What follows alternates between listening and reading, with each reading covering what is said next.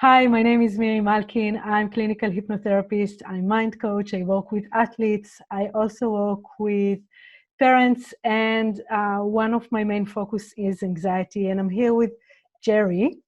Would you like to introduce Yeah, yourself? sure. Yeah. So I'm Gerry Dragomir, and I've been a coach for about 40 years. And I've coached 4-year-olds up to Olympic athletes, had athletes that have medaled at just about every international competition in the area that I coach. And I also work with executives and CEOs.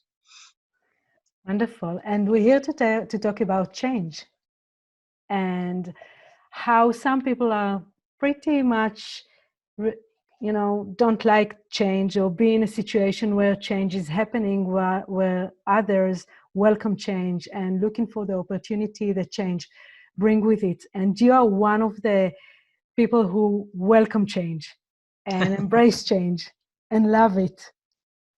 So how do you see it in this time? Well, you know what? I'm going to disagree with you a bit on Okay. that, on change. I think I've never met a person who didn't welcome and love change when Okay. they were controlling it. Exactly. Yeah. This was the So, missing word, the control. so when you control change, and when then it's great. I mean, you remodel your room, you do what, and when you're controlling it, and you go out and you get to pick all the stuff, and you get to pick the color of the paint, and you get to do everything, then you just love it. And you look at that change and you go, oh, this is the best thing. Why didn't I do that a long time ago?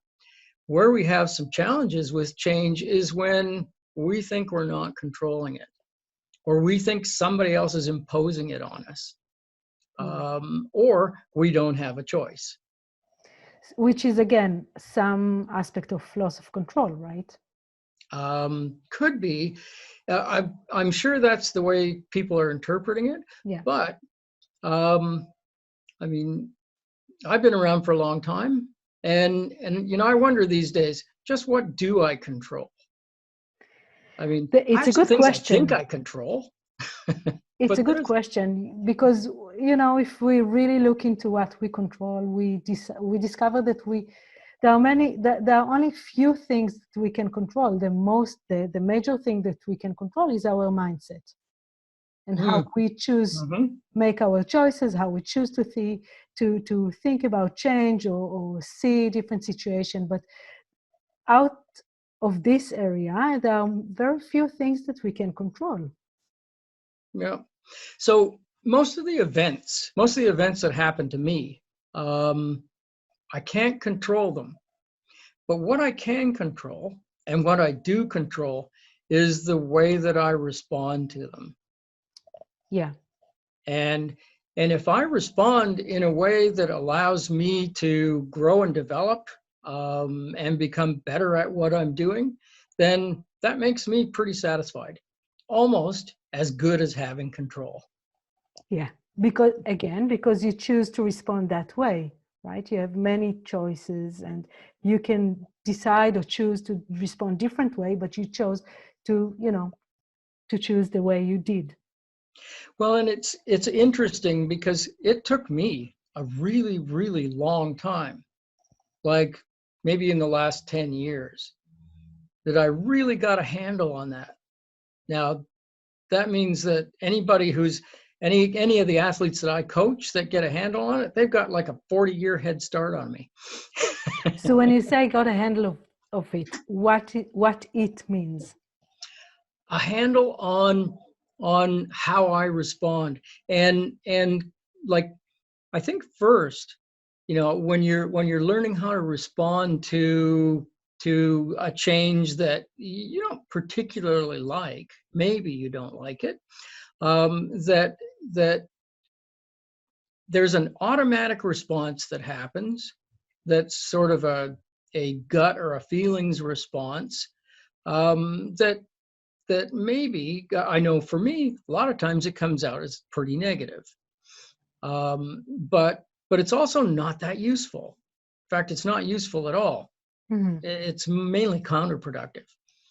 So taking the time and giving yourself the space to actually stand back and take a look at what's going on and go, okay, on the face of it, I don't like this, but I see that could be good and this could be. And if I looked at it like this, then that's actually a pretty good deal. You take the COVID thing that we're going through right now. And we were talking, I got a call from the head coach at Athletics Canada, and he was sort of polling around to all the national coaches, trying to figure out how much damage control he had to do, because we were all going to go crazy because we couldn't do what we do anymore. And when he talked to me and he said, "Oh, how are you doing with this?" And I said, "Glenroy, this is the best thing that's ever happened. We'll never get another chance like to this in our lifetime. This means we can do this and we can do it like that. And we've never got a chance to do this. And we needed some space and some time, and now we've got it." And I just chose to see it in not like a fairy tale sort of way, but in a way where there was a number of concrete things that were positive about this, and the negatives, I mean, they'll still be there, but I'm not going to pay any attention to them. Exactly. So And focusing on what's good. and focusing on what I can do about it, and how you can, I mean, if the person that I'm competing against, because even as coaches, we compete against each other, if they're done in by this and I'm not, I've just given myself an advantage. Yeah, definitely. And so the framing, like the framing that you use to look at any kind of situation that maybe it's a change that you just absolutely hate, but there's going to be some things that are useful to you in it. There's going to be some things that are good. If you think hard enough, you can find those. If you find those, you just focus on those and nothing else, and things will improve. True. And there is many ways of dealing with it, right? Of training the mind to notice those good things, those opportunities that are coming up from a situation like this, when we think we have no control, when we think that change is imposed on us, when we didn't choose this kind of situation. Mm-hmm. One of them is, as you said, is notice the things that are good for you, that happens to you, or that you can change, you can control, that you can take advantage on. So with this, what about the athletes that you're coaching? How do they dealing with change? It's hard for them not to get good at dealing with change when they work with me. That's good. because I do think it's one of the most valuable life skills that we can have. I mean, change is going to come at us from all directions all the time, and it doesn't stop until you're gone. So getting good at this helps everywhere. And there's been some things that have happened to me that have been devastating changes, that, in fact, some recently, that I wouldn't have survived, or maybe suffered a breakdown or something like that without this ability. Now, you mentioned that there's some techniques and things that you can do to learn how to develop this skill. I wish somebody had taught me that when I was a bit younger, so that it didn't take me 50 years to learn, of trial and error, to learn how to get good at it. Because once you're good at this, so much of life gets so much easier. Right. Because you can always see the path. You can always see, okay, so that's a roadblock. There's a barrier in front of me. Okay, it's that tall, it's that wide. This time I'm going to go around it. Maybe next time I'm going to go under it. Maybe next time I go over it. But if all you can see is the barrier, then you're stopped. Yep. Yeah, definitely. And again, when we talk about change and about opportunities and about how people see change, there are some kind of anxiety or level of anxiety that is coming with it. Like, will I be good at it? Can I do it? What this change means to me? So how do you face this kind of uncertainty, or you can call it anxiety or worry or fear, or any other word that you want to attach to it? But how can you deal with it working with athletes Mhm. on this level of the underlining of change that is not always positive? Yeah, so that takes me back, to our last conversation that we had on safety and that, because, if you think about it, if I think about it, a lot of anxiety is concern about safety. Somehow, some way, somewhere, maybe socially, I'm not going to be safe. Everybody will laugh at me. I don't worry about that too much. Coaching race walkers, it's not a big Yeah. deal. Um, but um, but there's a number of safety concerns that are wrapped up with anxiety. Um, I mean, for me, because I have it all the time. I mean, I'm going to talk to some world leaders in the area that and I know nothing about the area, produces an anxiety for me. So I talk to myself, and so I let myself know, look, I'm really glad that you're concerned about safety. I mean, and this worry and that's we're worried about being safe, but you know what? I think we're okay here. I think that in case things get really bad, then again, I give myself a sort of a plan B, an out. Then I can do this or that, or I can just shut up and stop talking and and Which let is, I think somebody it's else the go on. hardest. Yeah. And because the smartest people in the room are usually the ones who are not saying anything. Yeah. But again, like, we all have this inner dialogue, and for Yes. most people it's kind of negative. Mhm. Our nature is to highlight the negative, the risk, the out of control situation in this inner dialogue. And again, training yourself on being good at it, being able to positively talk to yourself and get Mhm. you out of a situation is a very good resource that you created. And Yes, if people can create that, that is highly valuable.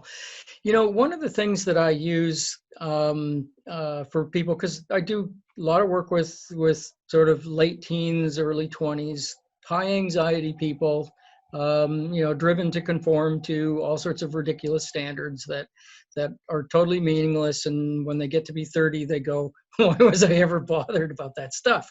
But they are, and it's real.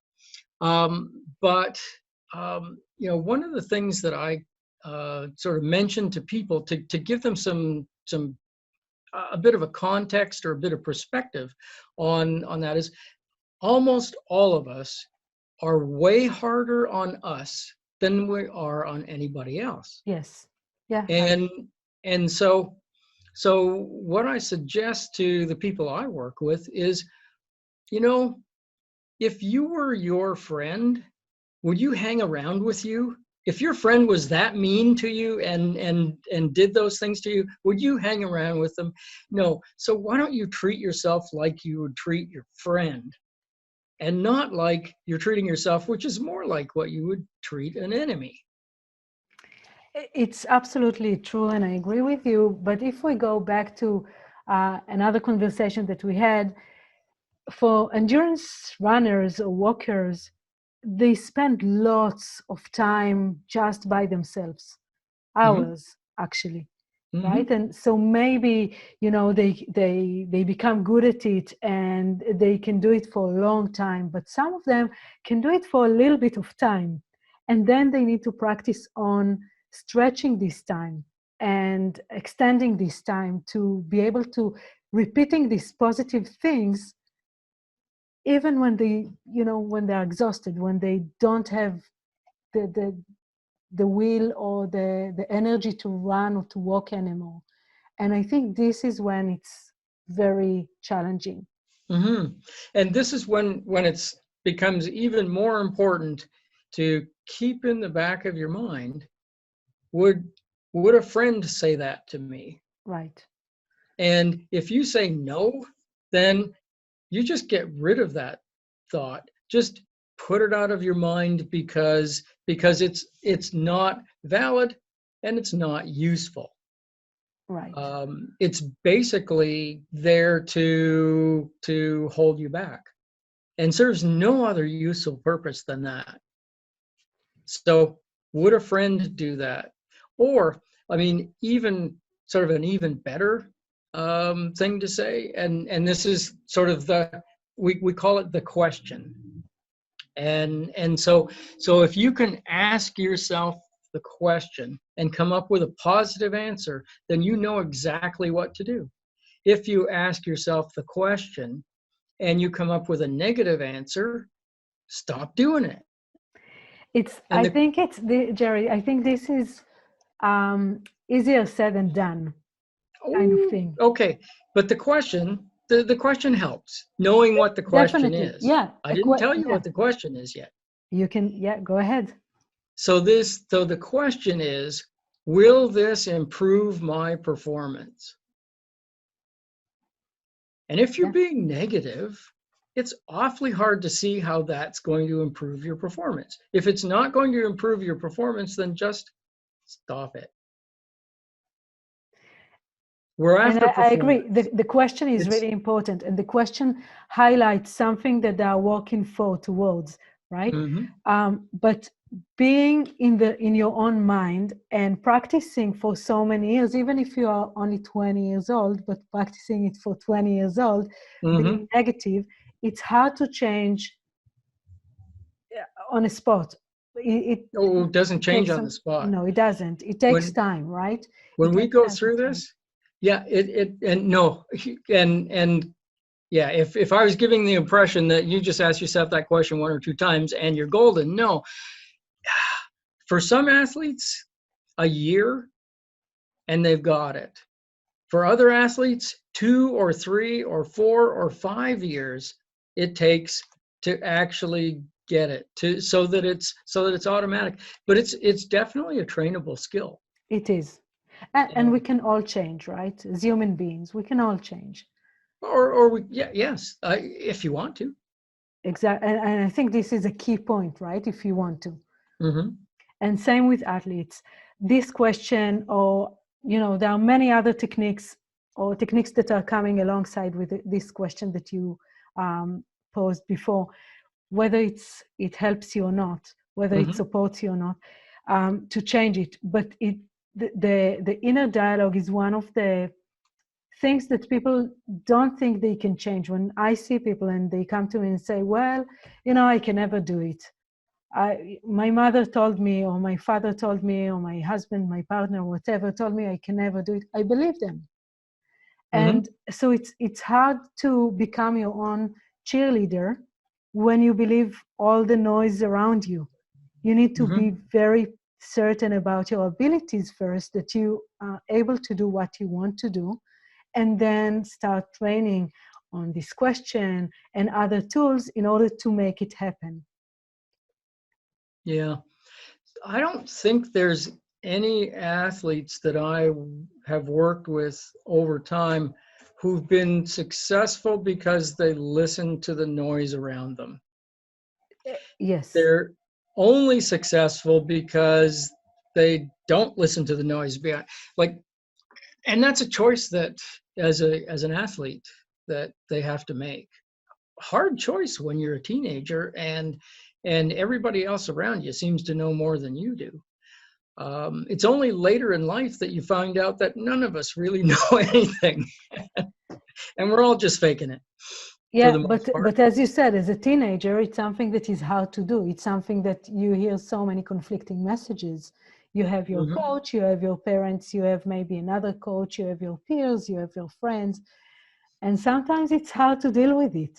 Yeah, but you know what? Every one of us has the best coach in the world working with them, I and agree. that is you, Yes. right? The person. There is nobody, no coach in the world can know you better than you can know yourself.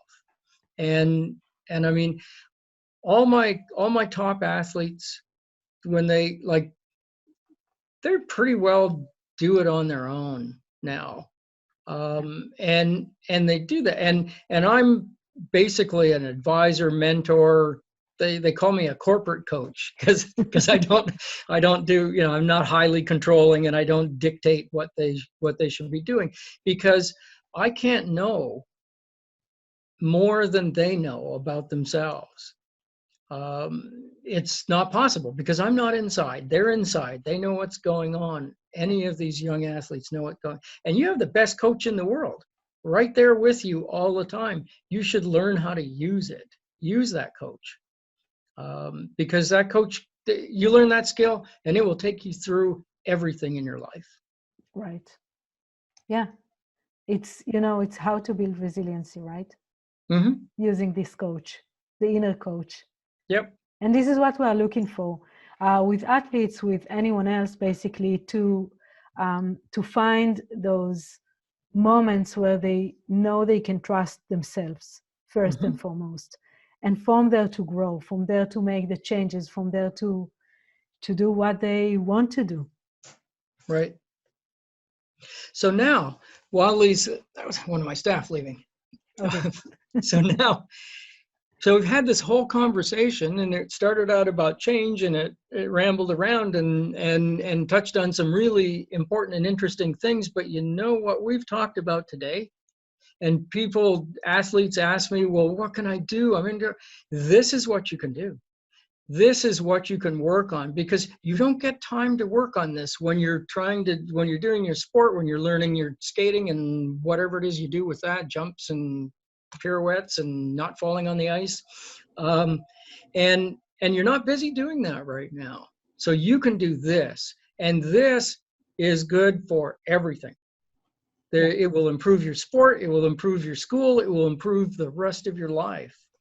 And so this time when there's nothing else going on is the best and perfect time. And nobody else, well, okay, in a few situations, rare situations in the world, have people gotten an opportunity like this, No, not where we that all I had to know. stay inside, where we all had to, and so it would be a real shame to miss out on the opportunity by not doing this work right now. Yeah. Yeah. So when you say that, is there any practical strategies that you can suggest to the athletes or anyone else, how to start with it, how to start making this change, the inner change? Yeah, well, I would start practicing the question. Does this improve my performance? I mean, I'm an accountant in my professional, in the world that actually pays me, and I use it there. And when I'm doing something and I've got a question about it, it's, will this make me a better accountant? And if I answer yes, then I keep doing it. And if I answer no, then I stop. And I've been doing it for a lot of years, and so it's automatic. Question pops up. Oh no, don't do that, Gerry. Get over, get back into where you're Yeah. going to be doing productive work, and learning how to use that question. Does this improve my performance? Will be something that you can carry through everything, and it's simple, but it requires a lot of repetition, a lot of work, and when you're first using it, you may forget it. You need somebody to remind you. So you should tell somebody you're working on this, so that when you're doing something that may not be performance improving, and the person that you've told, they can remind you, hey, did you ask yourself the question about that? Oh, no, I forgot. Yeah. Oh, no, okay, not doing that. I'm going off. All right. For I can see how it plays for endurance runners or walkers. Mm-hmm. after an hour or 2 hours, you know, if someone wants to quit, if it's getting harder, if it's getting some negative dialogue, this question can really change the path that it goes to. Well, it may be, I mean, the answer to it may be, yeah, I'm going to stop right now. Because that's what's going to give me the best improvement in my performance. Being frustrated by this, being defeated by this and that is like, it's stronger than I am. Yes. So that's it. We're done. I'm, you know, and maybe you only do half the workout that time because it wasn't working for you. But you asked the question. Yep. But you ask the question, and that gives you the permission to make a sensible choice. Right. Thank you. So just to recap what we discussed, we have here the points that we talked about. First of all, the choice. You always have a choice within you, how to look at things, what to focus on opportunities, and on what you want and can do about them. Second, feel safe. Third one is your inner dialogue. Start treating yourself as your best friend, as well as asking the question, as Gerry mentioned, and the question is, will this improve my performance? Another point is, you is the best coach for yourself. And last thing is to have a support person to remind you to ask a question, because this is something that you need to repeat over and over again until it becomes something that is part of you, until it becomes natural for you to ask this question. So again, thank you very much for being with us and staying with us for this discussion. We had fun and we hope you found some value in it. And if you have any question about it, you can always reach out to us. Down here is the information, the contact information for us, Gerry or myself, and feel free to reach out and continue this discussion. And until the next time, thank you so much. Good. Thanks, Mary. Bye. Thanks, Gerry. Bye, folks.